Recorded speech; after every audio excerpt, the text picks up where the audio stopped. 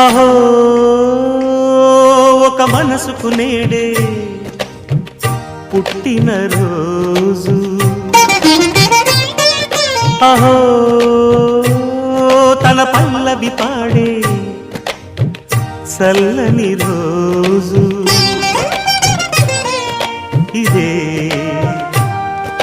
ఇదే కుహు స్వరాల కానుక, మరో వసంత గీతిక జనించు రోజు.